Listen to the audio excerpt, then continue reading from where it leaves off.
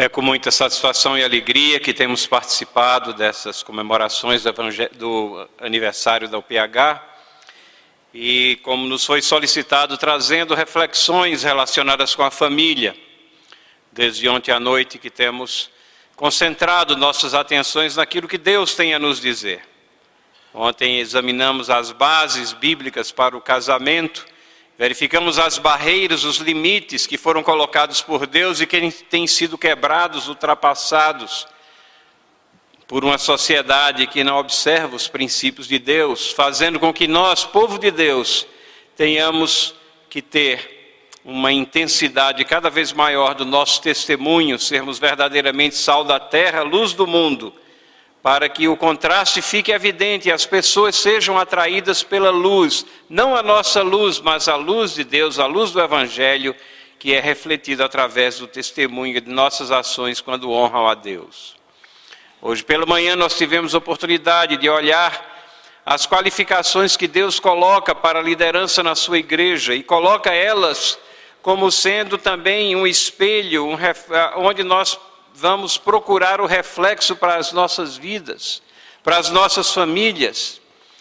E verificamos como a família é o campo de prova exatamente do exercício da liderança na igreja, de tal maneira que famílias fortes significam uma igreja forte. E hoje à noite, nós gostaríamos até de terminar numa palavra assim mais animadora, mais leve talvez.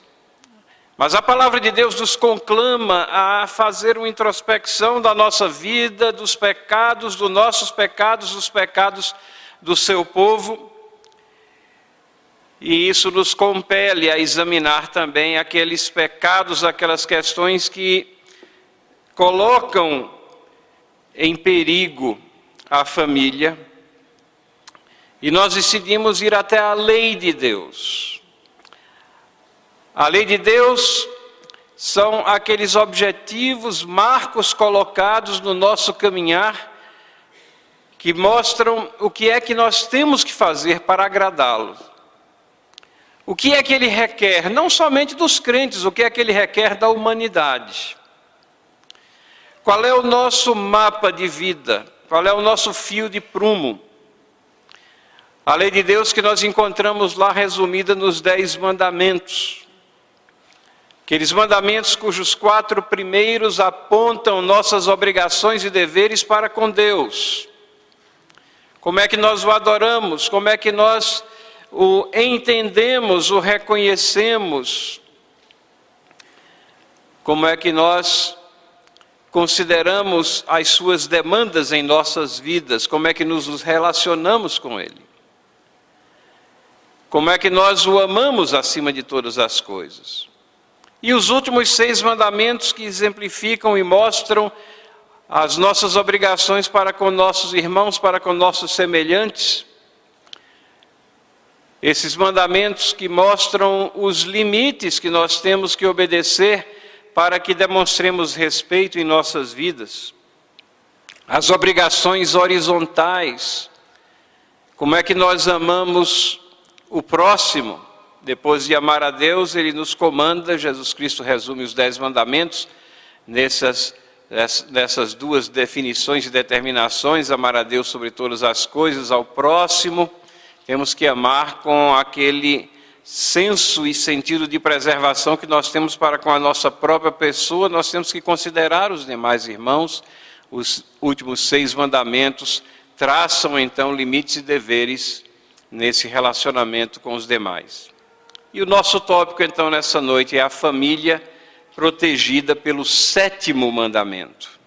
A família protegida pelo 7º mandamento. E nós vamos encontrar os mandamentos, não somente o 7º, mas todos aqueles que precedem, lá em Êxodo capítulo 20. Por favor, abram suas Bíblias para Êxodo capítulo 20.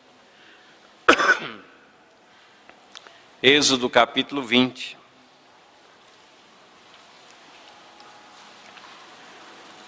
E acompanhe, por favor, a leitura dos versículos 1 ao versículo 17.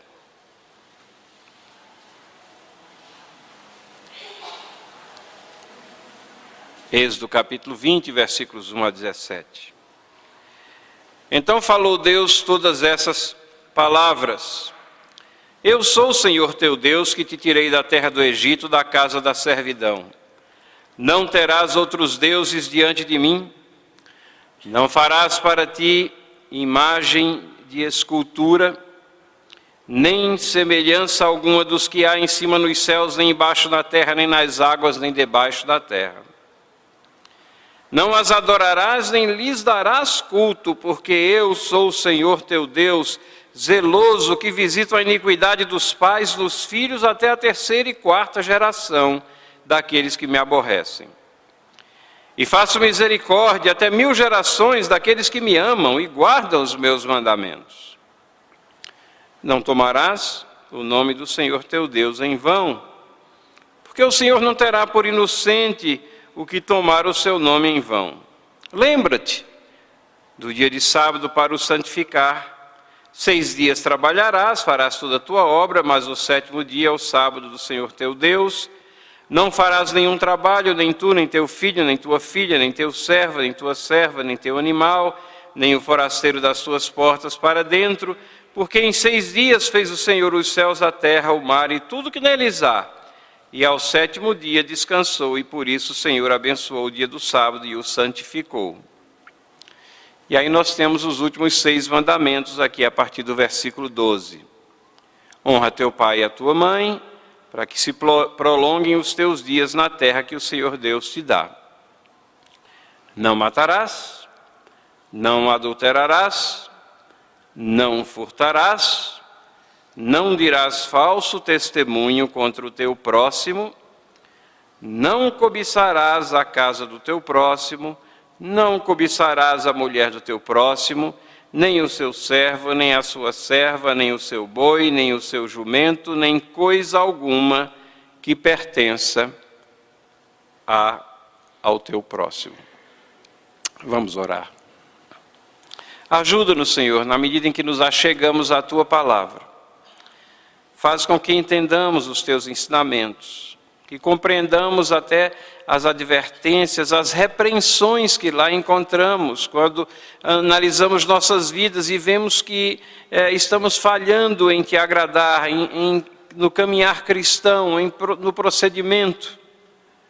Perdoa-nos, orienta-nos e faze com que possamos aplicar os teus preceitos e princípios em nossas vidas. Em nome de Jesus nós oramos. Amém. Irmãos e irmãs, como nós já temos falado desde ontem, a Igreja de Cristo vem sofrendo grandes ataques, grandes ameaças em nossos dias, e nós particularizamos essa questão pela quebra do 7º mandamento. A moralidade que é apresentada na Bíblia, ela sempre foi diferente da encontrada do mundo. Ela sempre foi antagônica, diferenciada. A diferença sempre foi visível, marcante. Mas, ultimamente, existem até pressões e pressões dentro do campo evangélico para que um comportamento indecente e contrário aos padrões de pureza que encontramos na palavra de Deus, que esse comportamento seja aceito como natural por pessoas que se identificam como cristãs.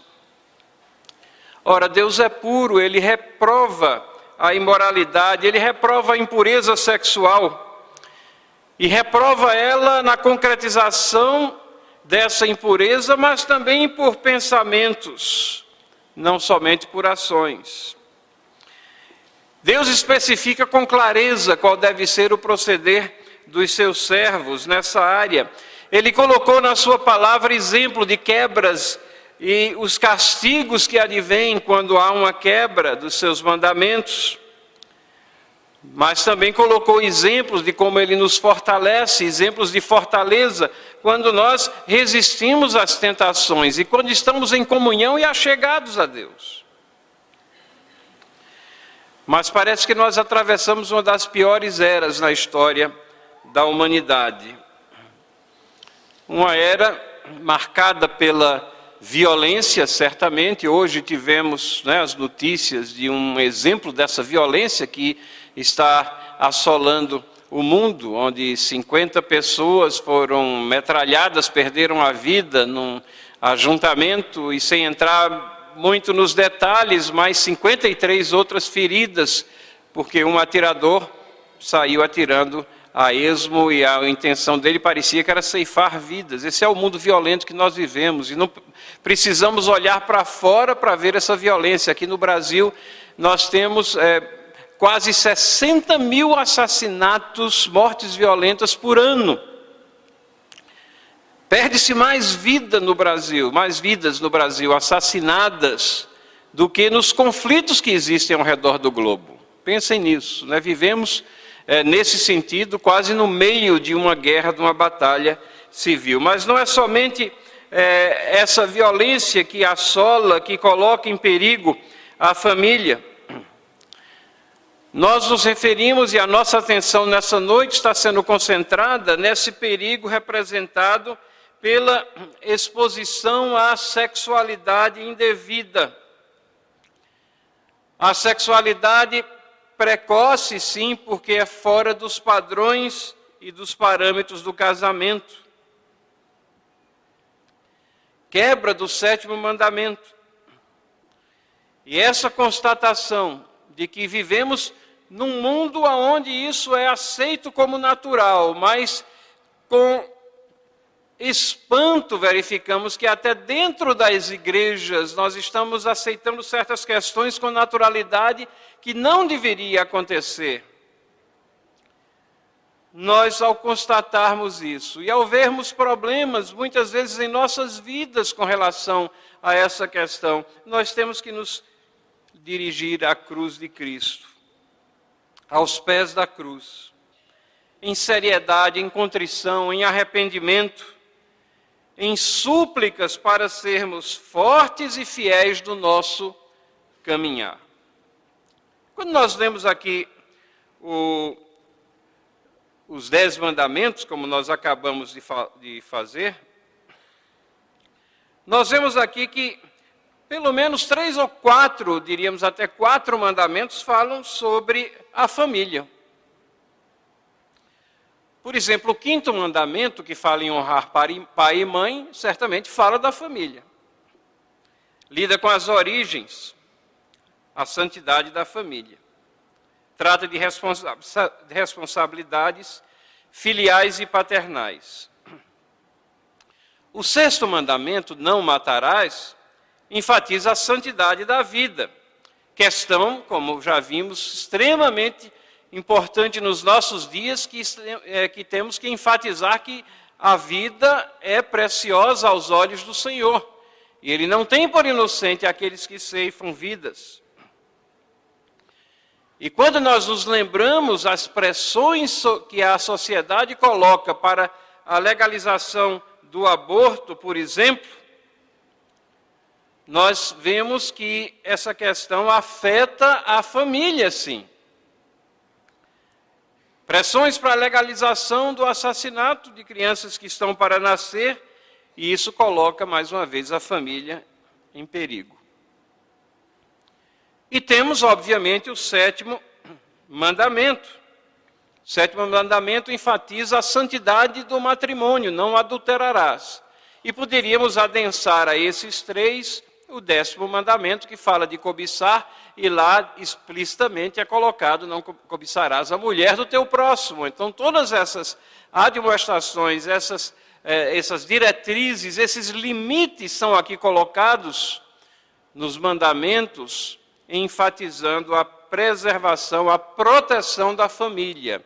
Mas, muito especificamente, esse 7º mandamento, que é o alvo da nossa atenção nessa noite, a família protegida pelo 7º mandamento.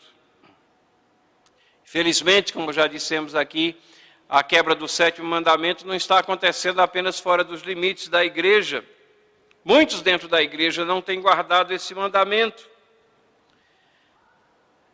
Adulteram, permitem que Satanás os liderem numa vida sexual impura, e com isso refletem o caminhar do mundo. Muitos têm causado imenso dano à causa do Evangelho, ao testemunho da igreja, lares têm sido desfeitos, filhos são separados dos pais, igrejas têm sido abaladas, muitas vezes por constatar que a imoralidade, a vida impura, estava sendo abrigada no seu seio. Quando membros da igreja caem nesse pecado, isso causa considerável dano. E há um dano ainda maior. Quando a queda nesse pecado, em vez de gerar contrição, arrependimento e restauração, muitas vezes as pessoas que caem nesse pecado exalam sentimento de revolta, racionalizam as suas ações. E muitos crentes ficam perplexos, confusos, porque crentes que caem em pecado ficam se escudando, apontando outros que caíram em pecado semelhante, como se isso fosse aliviar a situação, como se houvesse justificativa para reforçar, para atenuar ou aliviar o próprio caminhar em pecado. O sétimo mandamento, na realidade, ele regula toda atividade sexual ilícita fora do casamento.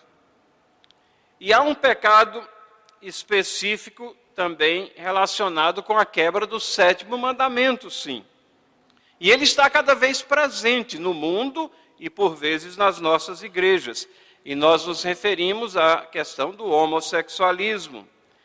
Porque essa prática nunca foi considerada, tivemos oportunidade de ver isso aqui ontem à noite, nunca foi considerada uma opção, uma doença ou uma tendência natural. A Bíblia claramente coloca esse procedimento como sendo pecado e claramente condenado pela palavra de Deus. Irmãos e irmãs, o número de jovens e pessoas disciplinadas por esse pecado, ele cresce a cada ano, ou talvez pior ainda, o número de pessoas que têm se envolvido com esse pecado e que não são disciplinados também cresce.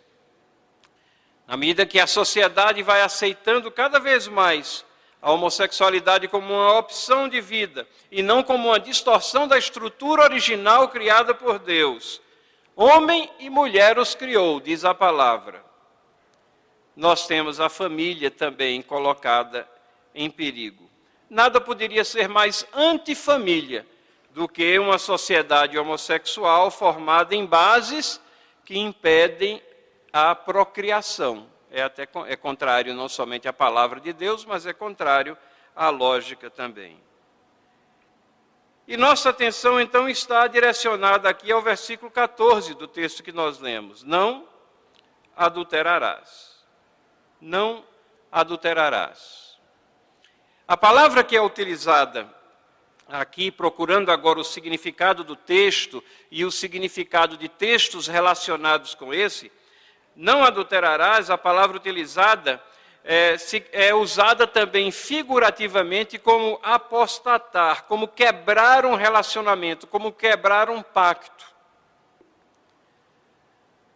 Poderia ser traduzida também como falsificar, esse é um dos significados paralelos, mas todos nós entendemos o que é adulterar.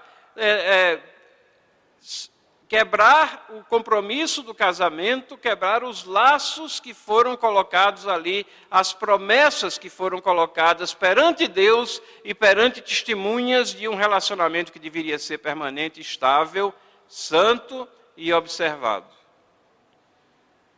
Se adulterar também pode ser traduzido por falsificar, podemos pensar que adulterar é tornar falsa uma relação que deveria ser verdadeira.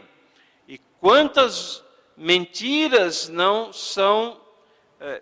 surgem depois do adultério, na tentativa de cobrir o adultério. Então nós vemos que a falsidade acompanha não somente a quebra, quando se cede à tentação do adultério, mas também nas ações subsequentes que tentam acobertá-lo, que tentam fazer com que ninguém descubra coisas que são evidentes e às vezes são tão evidentes aos demais, mas a pessoa cega vai se aprofundando cada vez mais nesse pecado.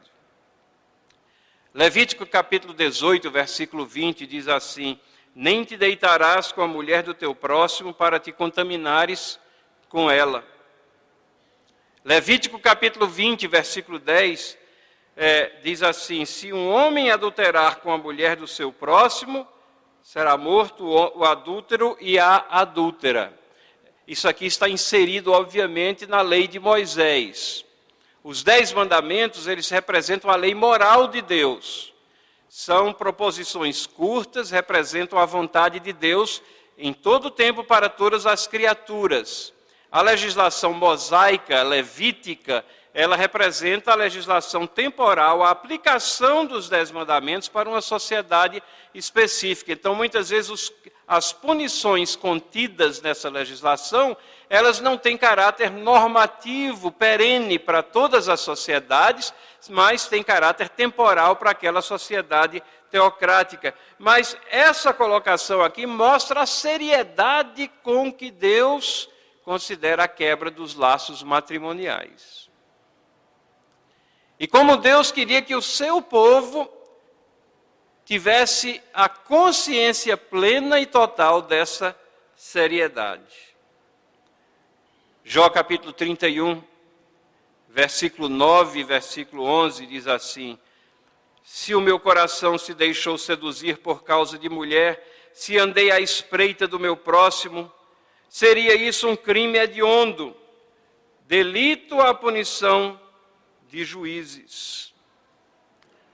Jó, vindicando a sua condição de justo, ele coloca que o seu coração não se deixou seduzir por mulher e nem ficou escondido à espreita do próximo, porque essas situações seriam crimes hediondos, merecedores de punição.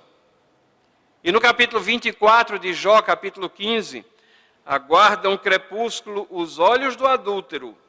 Esse diz consigo: ninguém me reconhecerá, e cobre o rosto. As ações que são feitas escondidamente, às escuras, veladamente, mas que contrariam a lei de Deus, um Deus que tudo vê, um Deus que tudo sabe. E as pessoas acham que podem enganar o cônjuge e também a Deus, ou os amigos, ou a família, os circunstantes, mas Deus tudo vê, tudo enxerga. Mateus capítulo 5, versículos 27 e 28, é Jesus Cristo falando agora, já no Sermão da Montanha, e ele diz assim: ouviste o que foi dito, não adulterarás. Eu, porém, vos digo, qualquer que olhar para uma mulher com intenção impura no coração, já adulterou com ela. Jesus Cristo não está descartando ou dizendo que não existe mais a obrigação de não adulterar. Não, isso está indelevelmente colocado na lei. Ele está ampliando a interpretação. Na realidade, sabe o que é que Cristo está fazendo aqui? Ele é o primeiro que fala de pecados virtuais. Hoje em dia se fala muito disso, né? Pornografia através da internet, através da televisão, aonde as pessoas acham que não estão pecando, porque não está havendo a conjunção carnal, não está havendo ali a concretização, mas Cristo já, há milênios já vem falando isso, que o que está sendo quebrado no coração, na mente, já quebrou a lei de Deus. Mateus 19, 17 e 18, quando Jesus Cristo está falando daquele jovem rico, aquele que disse: eu cumpri todos os mandamentos. Aí Jesus Cristo começa a falar dos mandamentos. Guarda os mandamentos. E ele perguntou: quais? E Jesus Cristo disse: não matarás, não adulterarás, não furtarás, não dirás falso testemunho. Estava dizendo todos eles. Quando ia chegar no não cobiçarás, que era o último, Jesus Cristo deu um teste prático. Vai, vende tudo que você tem e dá aos pobres. E o jovem se retirou entristecido porque lá no coração ele amava mais as riquezas do que a Deus. Então aquela pretensão de ter cumprido os mandamentos, ela era falsa. Ele já havia quebrado no seu coração. Jesus Cristo está dando a mesma interpretação que ele deu no Sermão da Montanha. Os mandamentos são quebrados não somente por ações externas, mas internamente no coração. E o fato de ele reafirmar os mandamentos aqui mostra a validade perene dessas admoestações, desses limites que são colocados por Deus. Em João capítulo 8, nós lemos lá o incidente da mulher pegada em adultério. Algumas pessoas dizem, vejam, mas Jesus Cristo não levou a cabo a punição, mas não significa que ele não registrou ali o pecado.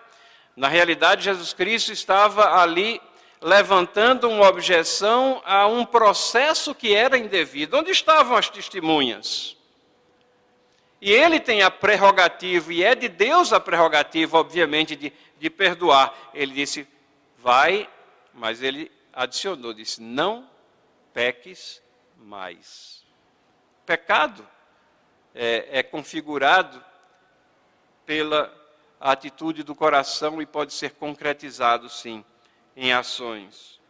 Romanos 13, 9, também no Novo Testamento, diz assim, por isso, e começa a repetir os mandamentos, não adulterarás, não matarás, não furtarás, não cobiçarás, e se há qualquer outro mandamento, tudo nessa palavra se resume, amarás a teu próximo como a ti mesmo. Esse amor que Jesus Cristo fala, porque foi ele que ensinou isso, Paulo está aqui repetindo o ensino de Jesus. Qual é o mandamento mais importante? Amar a Deus. E o segundo, semelhante a esse, amar ao próximo como a ti mesmo. E Paulo está aqui falando dos mandamentos que falam do relacionamento que temos com nossos semelhantes. E ele repete, tudo nessa palavra se resume, amarás o teu próximo como a ti mesmo. Como é que a gente ama? Como é que a gente demonstra que ama? Cumprindo os mandamentos de Deus. E é o próprio Cristo que disse, me amardes, guardareis os meus mandamentos. Quando Jesus fala de amar, não está falando uma coisa indescritível, sem forma, amorfa, não. Ele está falando de que nós temos que traduzir o nosso amor em ações concretas. E ele nos dá o mapa, como devemos caminhar. Hebreus 13, 4. Digno de honra entre todos, seja o matrimônio, bem como o leito sem mácula, porque Deus julgará os impuros e os adúlteros.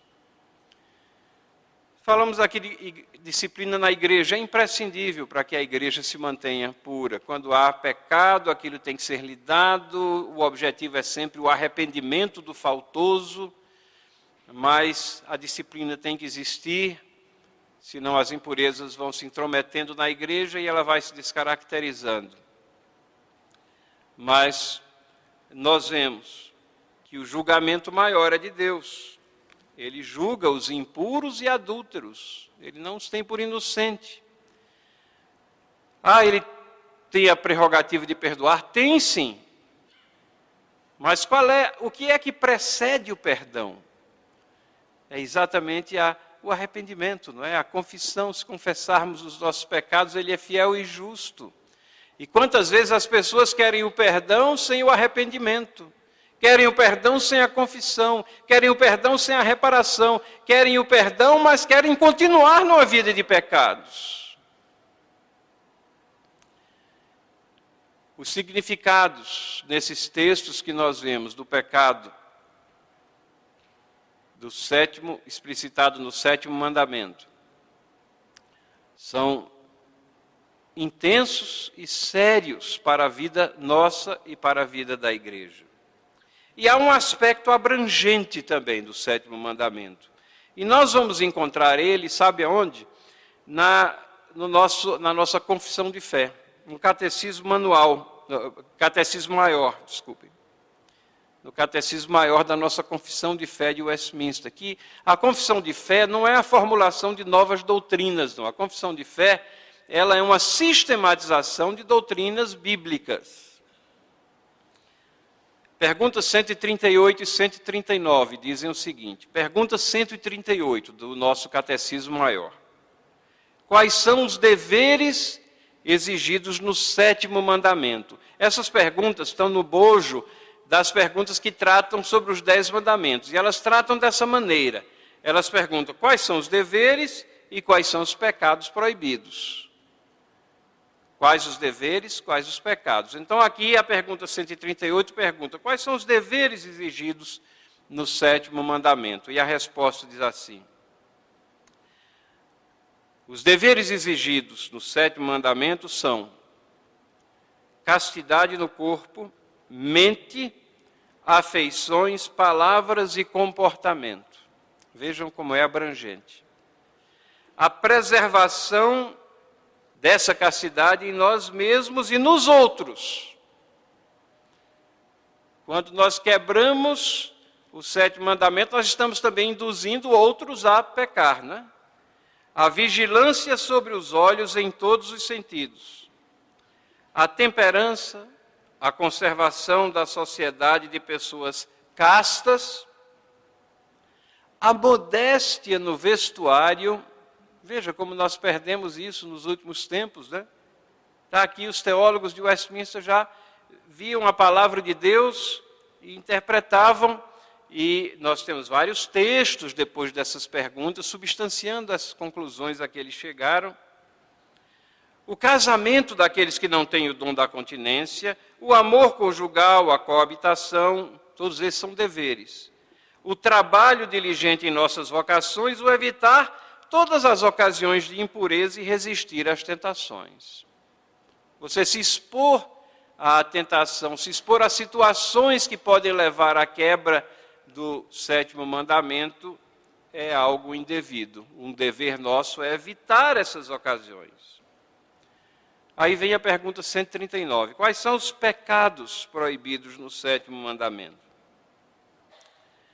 Os pecados proibidos no 7º mandamento, além da negligência dos deveres exigidos, são, e aí começa a listar os pecados: adultério, fornicação, rapto, incesto, sodomia,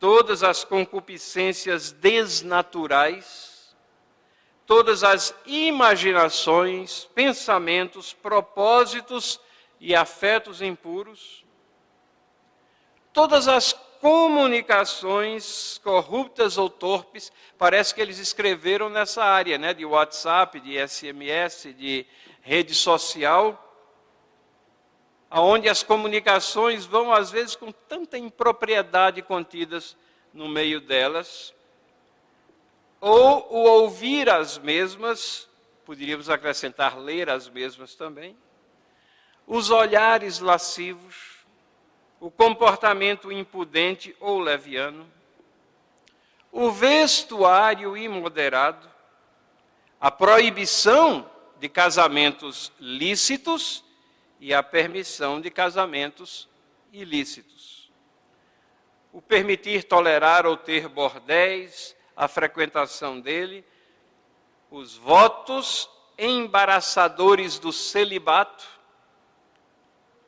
a demora indevida de casamento, o ter mais que uma mulher ou mais que um marido ao mesmo tempo, o divórcio ou o abandono injusto, a ociosidade, a glutonaria, a bebedice, sociedade impura, cânticos, livros, gravuras, danças, espetáculos lascivos e todas as demais provocações à impureza.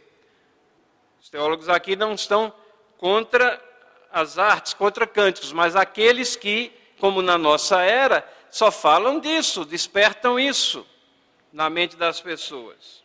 Provocações à impureza, ou atos de impureza, quer em nós mesmos, quer nos outros. Então nós vemos que quando Jesus Cristo, lá em Mateus capítulo 5, 27 e 28, fala de quebrar o mandamento no coração, ele já havia dado essa amplitude na interpretação do sétimo mandamento. Paulo expande também esse pensamento. Os apóstolos compreenderam os ensinamentos do Decálogo, o ensinamento de Cristo sobre o adultério, e registram então nos seus escritos essa aversão que Deus tem à imoralidade, à impureza sexual, como temos lá, já lemos em Hebreus 13, 4, que Deus julgará impuros e adúlteros. Os adúlteros também estão inclusos naquela classificação paulina daqueles que não herdarão o reino de Deus, lá em 1 Coríntios 6, 9. Pedro avisa contra os que, se inserindo na igreja, Pedro escreve que alguns se inserem na igreja, e ele diz, dissimuladamente, seguindo suas paixões libertinas, andando em imundas paixões, tendo os olhos, vejam o que é que Pedro diz, tendo os olhos cheios de adultério e insaciáveis no pecado. Está falando de igrejas, prometendo liberdade, mas esses não escapam à classificação de falsos profetas. Isso está no 2º capítulo de 2 Pedro.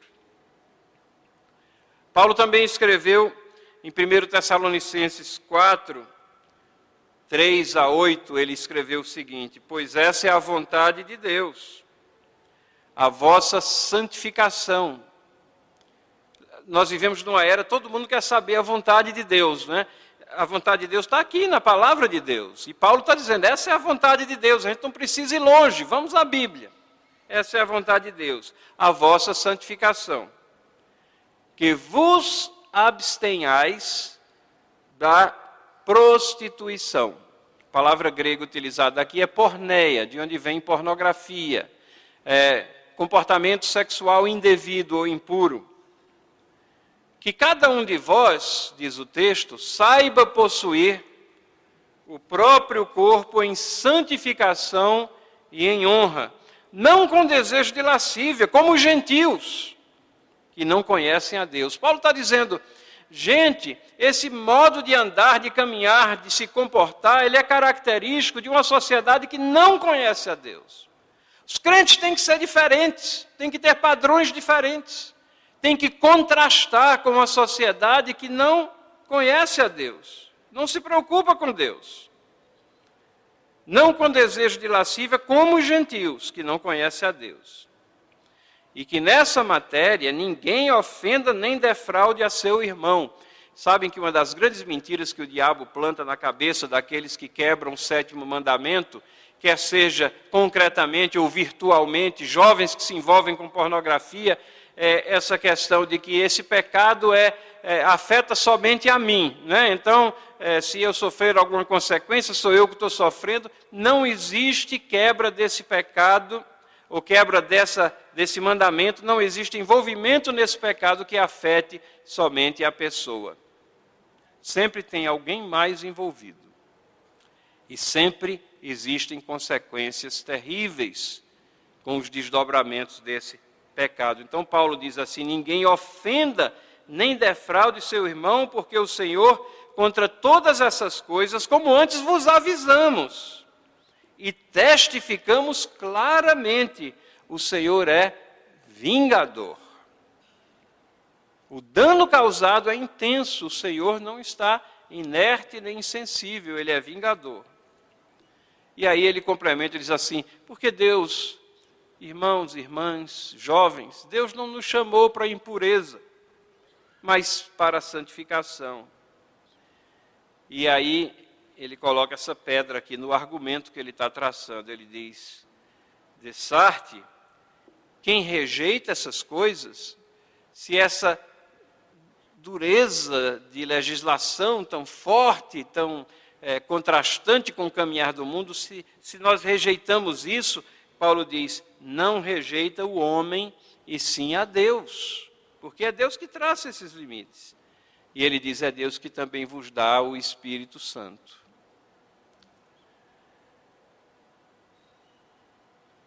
Nós não podemos agradar a Deus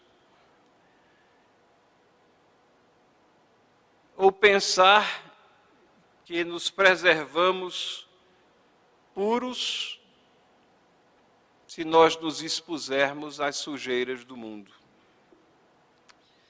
E essa exposição à sujeira do mundo, ela vem de tantas formas e tantas maneiras, né?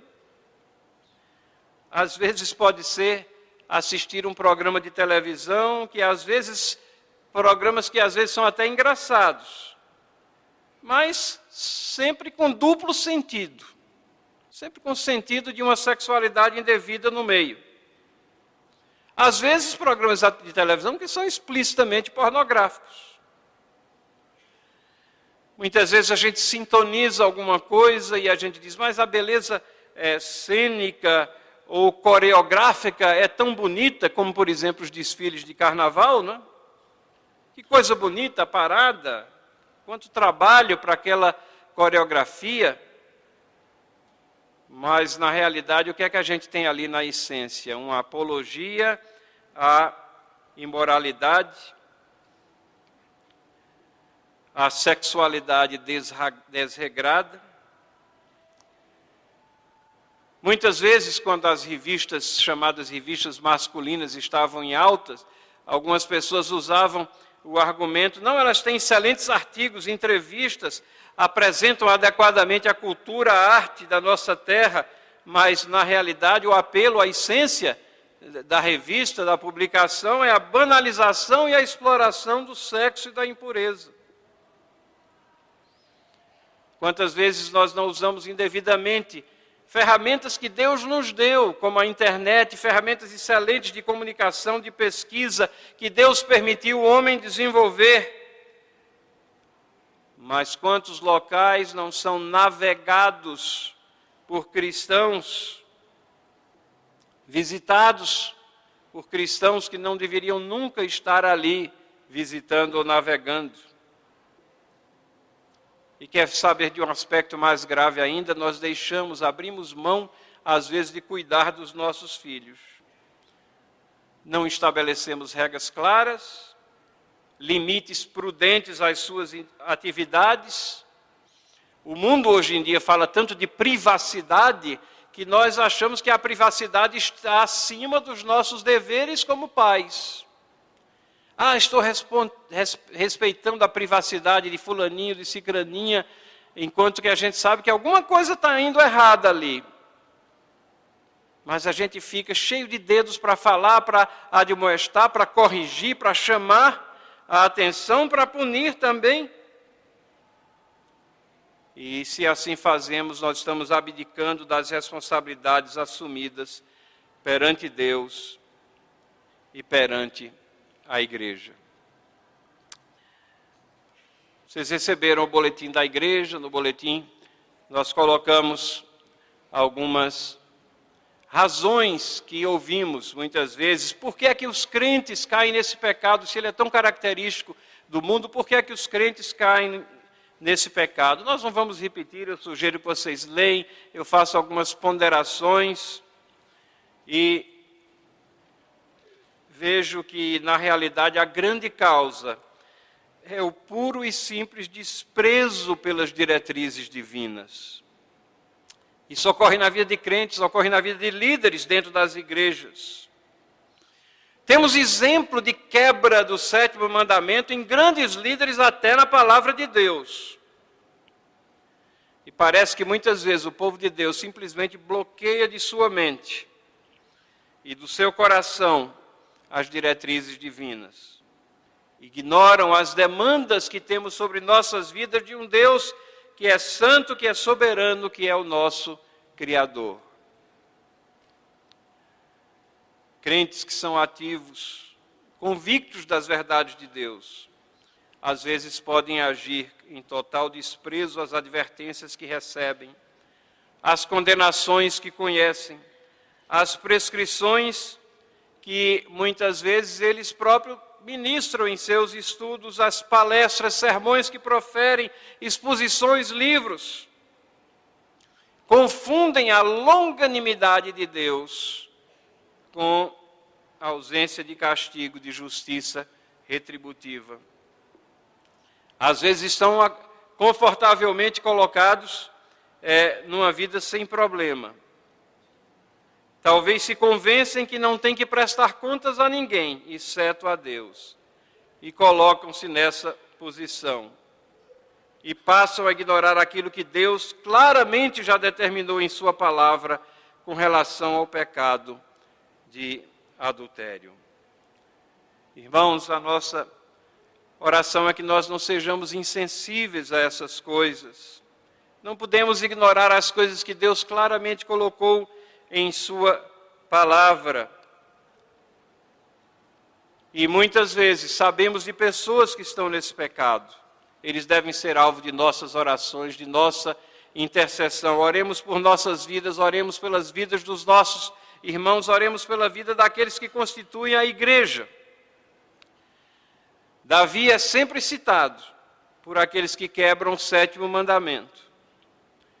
Poucos se lembram do castigo pesado que caiu sobre a vida de Davi da parte de Deus. Poucos querem lembrar a contrição sincera que Davi registrou nos Salmos 32, Salmo 51, mostrando como o pecado havia afetado a sua vida e como ele vem em arrependimento perante Deus daquele pecado. Mas temos na Bíblia palavra de esperança, sim. José é um exemplo da guarda do 7º mandamento. A Bíblia registra que José era um jovem formoso de porte e de aparência. E como tal, ele foi alvo da luxúria e da cobiça da mulher de Potifar. A mulher de Potifar procurou manter relações sexuais ilícitas com ele. José recusou e deu 2 razões. Primeiro, ele não iria trair aquele que na terra havia depositado nele toda a confiança, Potifar. Segundo, ele não pecaria contra Deus. Ele tinha consciência de que ele era um servo de Deus e não iria pecar contra Deus. A Bíblia diz que a mulher não desistiu, ela continuou a se insinuar, diz a Bíblia, o texto diz assim, todos os dias. Literalmente ele foi atacado ao ponto de arrancar dele as suas vestes. Acusou falsamente de ter sido ele o agressor à honra dela. E isso provocou a ira de Potifar, que acreditou nela. José foi jogado na prisão. Veja, José não recusou ou não relutou colocar em risco a perda da condição social que ele tinha, os privilégios que ele tinha, e ele não relutou em jogar tudo isso por terra para permanecer fiel ao Senhor e aos compromissos para com seu Deus. Muitas vezes nos nossos dias, os jovens dizem, as pressões são muito grandes. Os pais desculpam o comportamento dizendo, é difícil manter uma vida pura. Será que as pressões de hoje são mais intensas do que as pressões sofridas por José naquele incidente?